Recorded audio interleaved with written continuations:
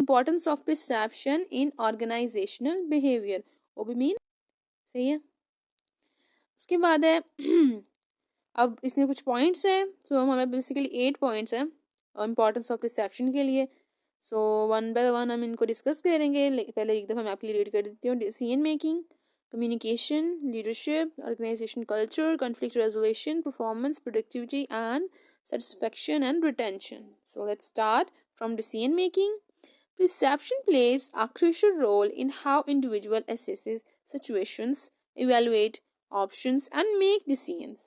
जाहिर सी बात है, अगर आपने चीज़ों को अच्छे से परसीव किया होगा, अच्छे से चीज़ों को एनालाइज किया हुआ होगा, तभी आप एक अच्छी सी डिसीजन मेकिंग कर सकते हैं। एक अच्छा डिसीजन तब भी लिया जा सकता है अगर आपको चीज़ों का पता ही नहीं है, कभी आपने वो देखा ही नहीं, कभी परसीव ही नहीं किया, तो आप डिसीजन तो नहीं ले सकते ना। तो इसी तरह से personal biases and past experience can affect perception, exactly, leading to different interpretations and choices. सही है। आपकी जो परसेप्शन है उसकी बेस, आप अगर आप कोई डिसीजन मेकिंग कर रहे हो तो आपने कुछ चीज़ों को परसीव किया हुआ, तो अपनी परसेप्शन की बेस पे आप, और अपनी परसेप्शन मीन चॉइसेस वगैरह की बेस पे आप फिर अपना डिसीजन मेकिंग करते हो, अपना डिसीजन बनाते हो, एक डिसीजन लेते हो। ठीक है। अगर किसी चीज़ के बारे में हमने चीज़ों को अच्छे से परसीव किया तो डिसीजन लेना आसान हो जाता है कि ये चीज़ें, हाँ ये मैंने परसीव किया, ये तो बहुत अच्छा है इस बारे में, तो मुझे तो ऐसा करना चाहिए। तो ठीक है, आप मोटिवेट होगे, आप वो वाला डिसीजन लोगे। लेकिन आपकी पास्ट टाइम, लास्ट टाइम जो पास्ट आपका एक्सपीरियंस है, आपने सही से उससे जो आपकी जो परसेप्शन है, आपने सही से परसीव ही नहीं उसे किया हुआ, सही से नहीं किया हुआ, या फिर वो जो आपने परसीव किया वो सही नहीं था, वो नेगेटिव चीज़ थी, तो आपके लिए वो हार्मफुल हो सकती है। तो आप उसे फिर कंसीडर नहीं करेंगे, अपने डिसीजन उस साइड पे लेके ही नहीं जाएंगे, आप दूसरी डायरेक्शन में अपने डिसीजन को लेके जाएंगे। ठीक है। मिसाल एग्जांपल ले लेते हैं। During a project evaluation, a manager's perception of team members' contribution will influence decision on task, assignments, and rewards. If manager perceives certain employees as more competent based on past interactions, they may assign them more critical task. जैसे कि मैंने example पहले आपको दिए, बार बार यार वो manager और employ की एग्जांपल ला रही है, तो ये बहुत आसान हो गया। तो यहाँ पे क्या, फिर से एक दफ़ा मैं बता देती हूँ। इसमें ये डिसीजन मेकिंग, जैसे कि अगर मैंने पहले एग्जाम्पल इसको छोड़ते हैं, जो पहले मैंने आपको एक एग्जांपल दी, जो एक एम्प्लॉई है उसने बहुत एक्स्ट्रा ऑर्डिनरी काम किया था, जो मैनेजर है उसने उसे बहुत ज़्यादा अप्रिशिएट किया, यानी उसे मैनेजर की तरफ से पॉजिटिव फीडबैक मिला। अब नेक्स्ट टाइम क्या होगा, जब डिसीजन मेकिंग आ जाएगी, हाँ ये बहुत बड़ा प्रोजेक्ट है, हमें किस एम्प्लॉय को देना चाहिए, अपने जो अच्छे से काम करता है, कॉम्पिटेंट हो, तो हमारे जहन में आता है जो फला बंदा है, लास्ट टाइम जब उसको प्रोजेक्ट दिया उसने बहुत अच्छे से इस पर काम किया था, यानी हमारा पास्ट एक्सपीरियंस, हमारी परसेप्शन, तो इन फ्यूचर में भी हम उसी को ही देते हैं अपना प्रोजेक्ट, कि ये बंदा, ये क्रिटिकल हमारा प्रोजेक्ट है, ये बहुत इंपॉर्टेंट है, तो ये इस बंदे को देना चाहिए क्योंकि ये कॉम्पिटेंट है। सही है। सो आगे हमारे पास communication. Perception influence how messages are perceived और received एंड इंटरप्रेटेड। ये चीज़ बहुत ज़्यादा इंपॉर्टेंट होती है परसेप्शन इस बारे में कि जो आपके मैसेजेस हैं उनको किस तरह से देखा जा रहा है, किस तरह से इंटरप्रेट किया जा रहा है, क्योंकि अगर मिसअंडरस्टैंडिंग उसमें हो जाती है तो फिर क्या होगा, जो हमारी कॉन्फ्लिक्ट्स हैं वो अराइज हो जाती हैं। When employees perceive messages differently from what was intended, means कि जो बात आपको मैसेज में बताई जा रही है, जो मैसेज आपको कन्वे किया जा रहा है, उसकी आपको समझ नहीं आ रही, आप उसको सही से अंडरस्टैंड नहीं कर पाए, उसमें कुछ वर्डिंग, टेक्निकल वर्डिंग यूज़ की गई जो, या आपकी वो लैंग्वेज नहीं है, या जो भी इशू हो सकता है, आपने क्या, आपको वो मैसेज है वो उस तरह से रिसीव हुआ ही नहीं है जिस तरह से किया गया था।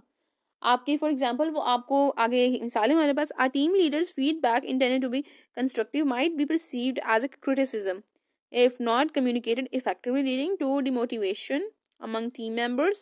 Clear and empathetic communication helps in aligning perception, यानी जो बंदे ने वैसे उसको मतलब उनको ताकीद की गई थी कि आपने ये काम इस तरह से करना है और इस तरह से, और अगले बंदे, फॉर एग्जांपल मैनेजर ने ये वाला जो मैसेज है किसी के थ्रू भेज दिया या ईमेल जो भी, तो आगे जो एम्प्लॉयज़ हैं वो तो वैसे स्ट्रिक्टली कह रहा था कि आपने ना ये काम करना है, हमारे पास टाइम कम है, इस तरह से करके सारा, लेकिन जो एम्प्लॉयज़ है वो परसीव कर रहे हैं ये तो क्रिटिसिज्म है यार, तो क्रिटिसाइज कर रहे हैं हमें, क्या हम पहले टाइमली अपना काम कंप्लीट नहीं करते जिस तरह से हमें कहा जा रहा है, हालांकि वो सिर्फ ताकीद कर रहा था manager.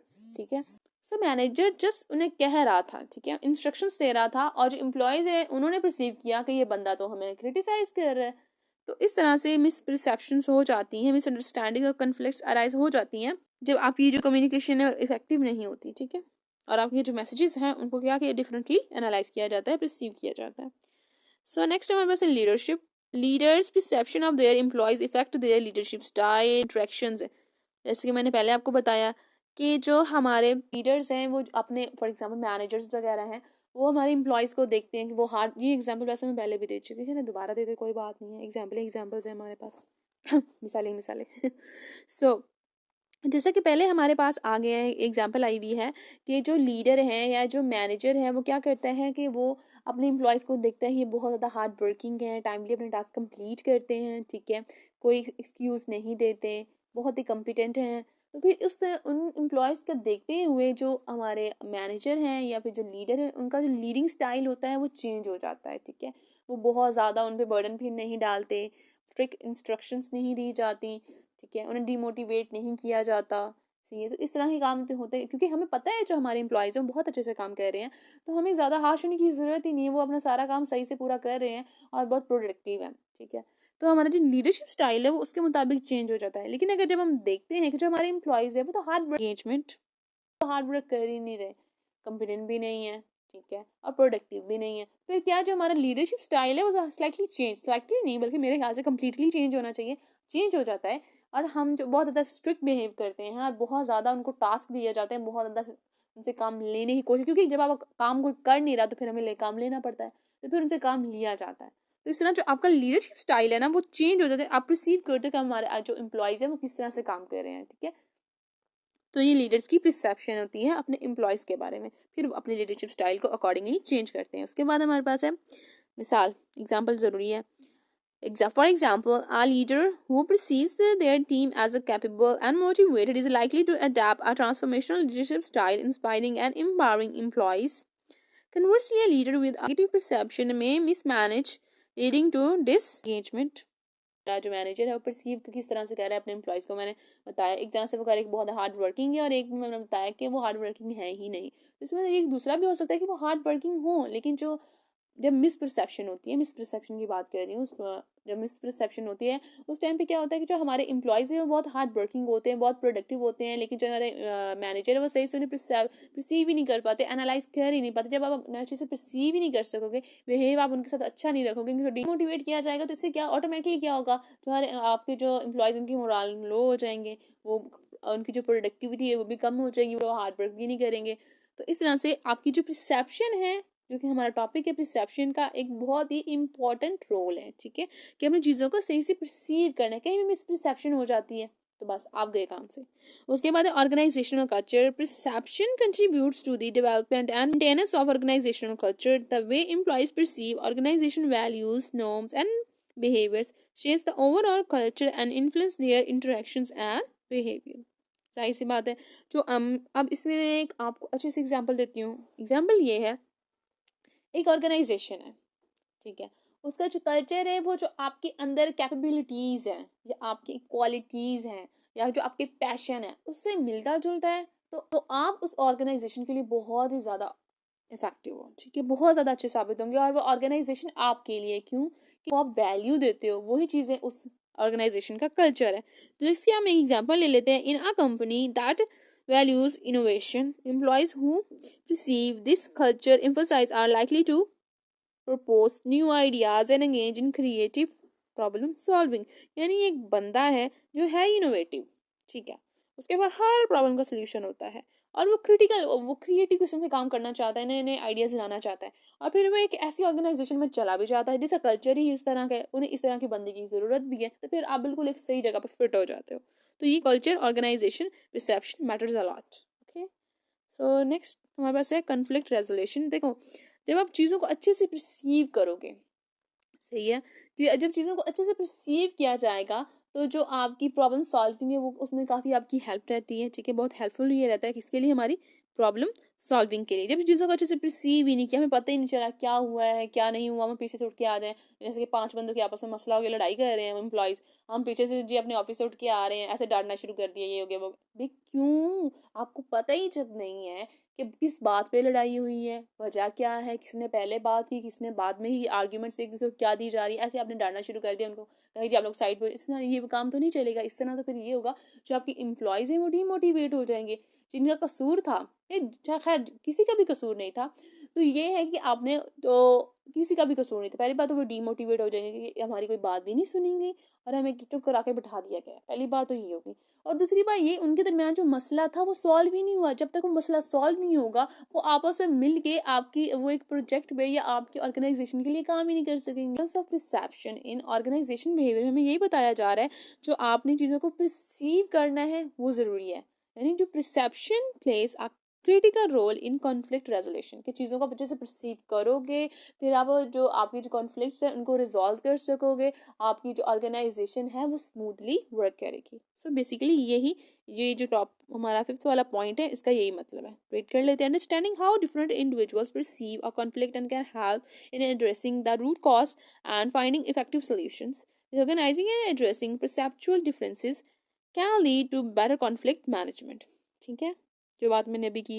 For example, in a team dispute, understanding each member's perception of the issue can help identify common ground and develop strategies to resolve the conflict।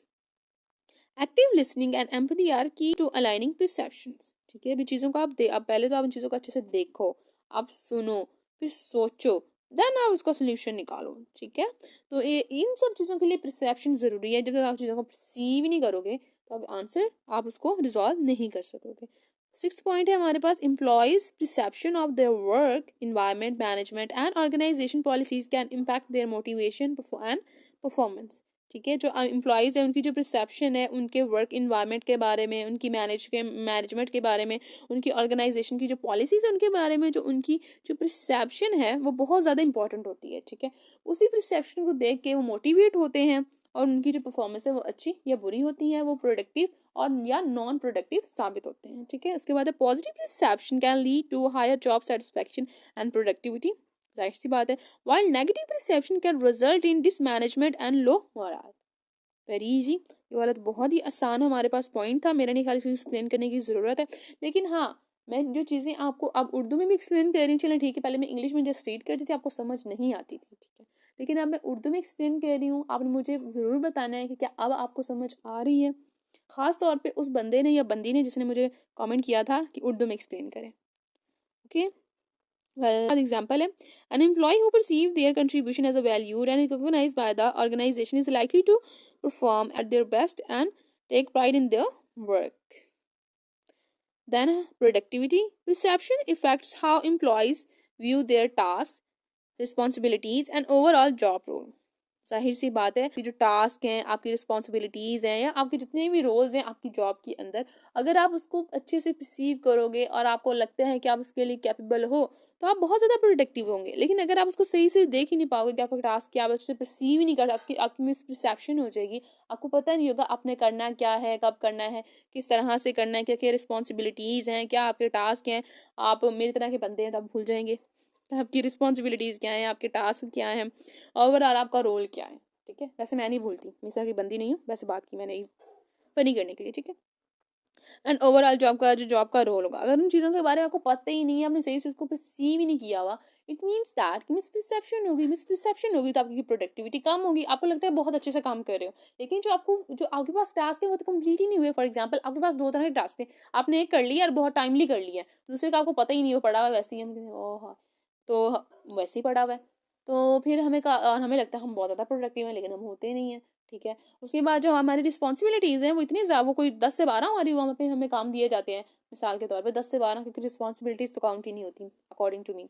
तो आपको 10 से 12 रिस्पॉन्सिबिलिटीज़ दी गई हैं, पूरी आपने 6 कर दी और आपको लगता है आपकी 6 ही थी, बाकी तो आपकी थी ही नहीं, लेकिन बाकी बंदों को नजर आ रहा है, मैनेजर को नजर आ रहा है इसका टास्क भी इसने कम किया है, इसके टास्क भी कम ये कर रहा है, अपने टास्क भी पूरे नहीं कर रहा, प्लस इसकी अपनी रिस्पॉन्सिबिलिटीज़ को भी फुलफिल नहीं कर रहा। तो आपकी नज़र में आपने सारे कर लिए, आप बहुत ही हाईली प्रोडक्टिव पर्सन हो, हाईली प्रोडक्टिव एम्प्लॉय हो, बट मैनेजर की नज़र में आप नहीं हो, आप उनकी नज़र में आप प्रोडक्टिव नहीं हो।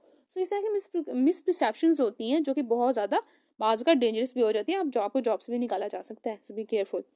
When employees perceive their work as a meaningful and their effort as a impactful, it enhance their productivity। ठीक है, जो एम्प्लॉयज़ हैं, हाँ, एक ये भी चीज़ है कि एम्प्लॉय को समझ ही नहीं आता यहाँ पे ये बात है ना, when employees receive their work as a meaningful and their efforts as a impactful it enhance their productivity. अब देखो आपको बहुत ज़्यादा काम किए जा रहे हो, सारे टास्क अपने ही पूरे किए, साथ वाला जो आपका बैठा है साथी के भी आपने पूरे कर दिए, सारे टास्क सारी रिस्पॉन्सिबिलिटीज आपने पूरी ऑर्गेनाइजेशन की उठाई हुई, लेकिन अप्रिशिएट ही नहीं किया जाए, या आपको उनकी समझ ही ना आए कि चीज़ें हो कैसे रही हैं, या आपको क्रेडिट ही ना उन चीज़ों को दिया जा रहा, तो फिर इस तरह फिर आपके ना आप डिमोटिवेट होते हो। तो फिर आप वो वाली जो पहले आप दूसरों की रिस्पॉन्सिबिलिटीज को फुलफिल कर रहे हो, तो फिर आपकी अपनी रिस्पॉन्सिबिलिटीज ही रह जाती हैं इस चक्कर में। A software developer who perceive their coding task as a crucial to the project's success will be more productive and dedicated compared to someone who feels their work as a overload। यानी इसमें आपकी interest का भी काफ़ी हद तक role होता है कि आप चीज़ों को किस तरह से परसीव कर रहे हो, आप उसमें इंटरेस्टेड हो नहीं हो। फॉर एग्जांपल अगर आपने जैसे कि अभी ये हमने यहाँ पे एक एग्जांपल पढ़ी है जिसमें कि अगर आपका जो रोल है, आपका जो काम है, उसको अप्रिशिएट किया जा रहा है कि वो आपका काम सक्सेसफुल साबित हो रहा है आपकी ऑर्गेनाइजेशन के लिए, आपका प्रोजेक्ट बहुत अच्छा जा रहा है, तो आप बहुत ज़्यादा मोटिवेट होते हो, ठीक है, आप फिर डेडिकेटली वो काम करते हो compare to someone else feel their work as overload. यानी जो एक बंदा जिसको काम में इंटरेस्ट ही नहीं है, ठीक है, वो अपने काम को बर्डन समझता है, तो फिर वो इतना प्रोडक्टिवली काम नहीं करेगा, ठीक है। उसके बाद है 8 पॉइंट एंड लास्ट पॉइंट है हमारे पास आज के लेक्चर का, satisfaction and retention. Positive perceptions of the work environment, leadership and organisation support contribute to higher job satisfaction and retention rate. यानी आपको जो आपकी जो ऑर्गेनाइजेशन है, आपको जो उनके बारे में जो आपकी परसेप्शन है वो पॉजिटिव है, जो आपका वर्क इन्वायरमेंट है उसके बारे में, लीडर्स एंड ऑर्गेनाइजेशन वो सब कुछ आपके लिए बहुत अच्छा है, ठीक है, वो आप उनको पॉजिटिवली रिसीव कर रहे हो, सब आपके लिए बहुत अच्छे हैं, तो जाएगी आप जॉब से बहुत ज़्यादा सेटिस्फाइड हो जाएंगे एंड रिटेंशन रेट्स भी इंक्रीज हो जाएंगे। यानी इससे हमारी ऑर्गेनाइजेशन को बहुत ज़्यादा फायदा होगा कि उनके एम्प्लॉयज़ जो कि हाईली प्रोडक्टिव हैं वो कहीं और नहीं जाएंगे, ठीक है, और उनका रिटेंशन रेट ज़्यादा रहेगा और इनकी जो ऑर्गेनाइजेशन उनके लिए वो इफेक्टिव साबित होंगे, ठीक है। अगर अगर एम्प्लॉयज़ की जो परसेप्शन है वो पॉजिटिव है उनकी ऑर्गेनाइजेशन इंटर के बारे में, ठीक है। Example, an organisation that foster a culture of appreciation and growth will have employees who perceive their career development opportunities positively leading to higher retention and job satisfaction, जो कि मैंने अभी बताया आपको, ठीक है। मुझे ज़रूर बताइएगा आज की इस लेक्चर की आप लोगों को किस तरह से समझ आई, एक्सप्लेन करना, क्योंकि जब मैं उर्दू के साथ एक्सप्लेन करती हूँ, हाँ हो सकता है कि आपके जो कॉन्सेप्ट्स है वो बहुत अच्छे से क्लियर हो जाए, लेकिन हमारी वीडियो लॉन्ग हो जाती है, तो फिर ये है कि ये जो लंबी सी वीडियो है फिर ये भी आपको देखनी पड़ेगी। पहले तो मैं शॉर्ट शॉर्ट बना रही थी कि आपका टाइम ज़्यादा ना लगे, खैर ये भी अच्छी बात है, फिर आपकी एक ही वीडियो में सारे कॉन्सेप्ट्स क्लियर हो जाते हैं। खैर आपने बताना है कि ये वीडियो किस तरह की आपको लगी, मुझे इसे इंग्लिश में एक्सप्लेन करना चाहिए या फिर उर्दू में साथ, या फिर दोनों में मिलके इंग्लिश और उर्दू दोनों में एक्सप्लेन करना चाहिए, ठीक है। मिलते हैं हम नेक्स्ट वीडियो में, तब तक के लिए अल्लाह हाफिज़, टेक केयर।